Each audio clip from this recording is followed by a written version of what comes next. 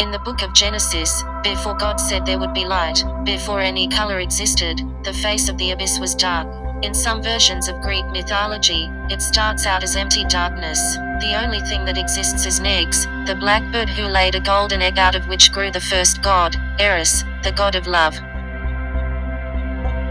People like to wear black on many important occasions. For example, people wear black at funerals to show respect and solemnity, and at graduation ceremonies. The bachelor's gown is also black, and many banquets and formal occasions are bound to have the appearance of black clothing.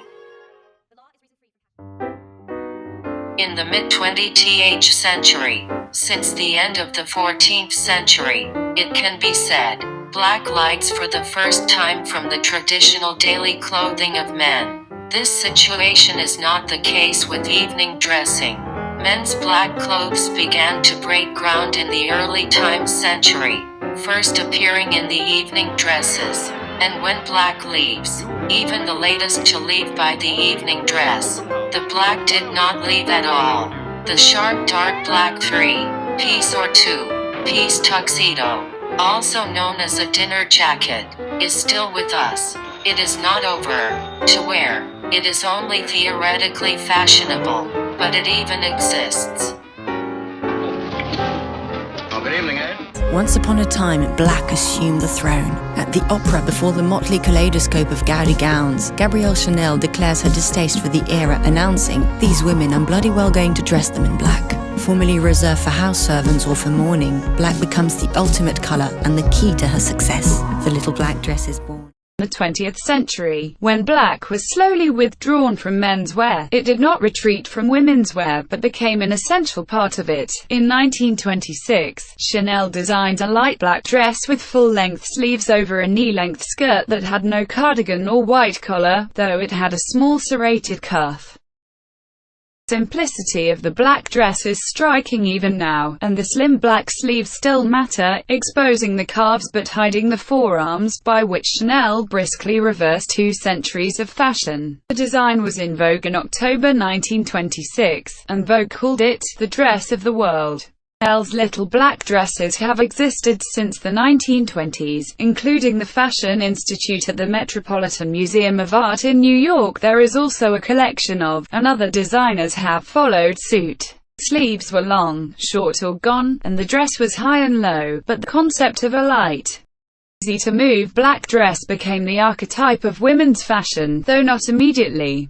Top designers of the century for their use color all colorful, but they have retained a place for black. According to Harper's Christian Dior in 1938, he could write a whole book on blackness.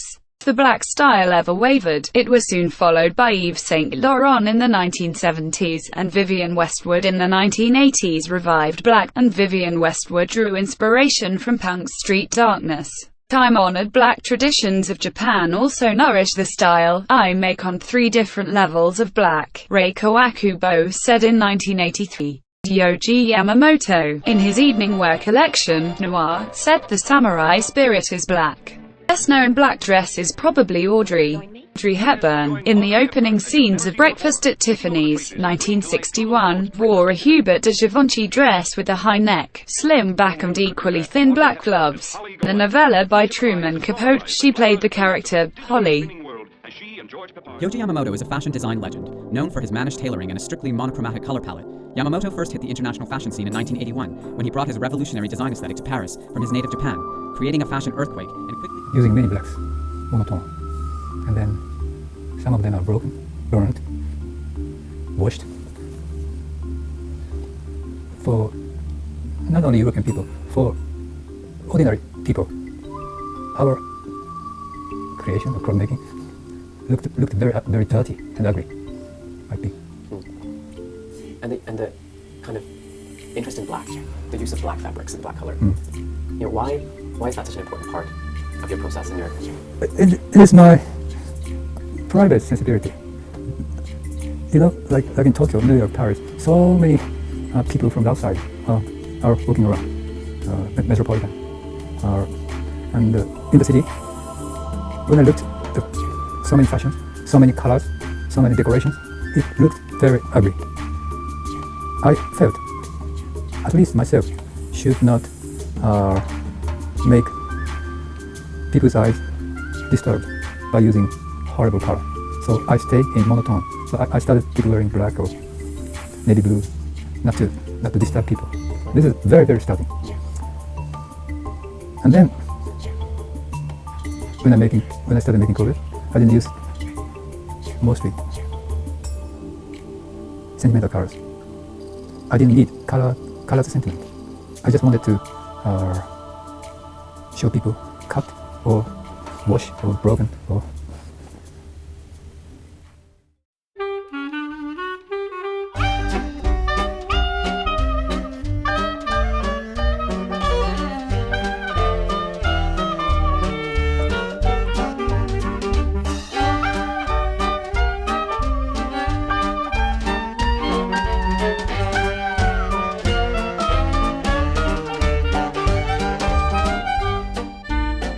Not only the part of the clothes but also the part of the makeup needs black like eyeliner, no matter what era of makeup needs. Carbon is a porous black solid, the amorphous material left over from the smoldering heat of trees, bones, or other organic matter. It is one of the oldest known painting media in human history. Some 40,000 years ago, in the Paleolithic age, primitive humans gathered burning wood from the embers of fires and used it to draw lines on cave walls, thus creating a new form of human communication. Thousands of years later, some ancient masters, like Michelangelo and Leonardo, still use the charcoal in most of their sketches, even after centuries of widespread use of graphite pencils, like Van Gogh, Picasso, Kathy Kollwitz. Most of the choice of charcoal as a tool for sketching. These critical parts in the history of human civilization involve black. Depending on the things around you, how many of them are black. Black is involved in most of the night, every day, so that we know when to rest. I think the dark sky with a star in this world best for you. With all this talk, do you think black is essential or not? With all this talk, do you think black is essential or not?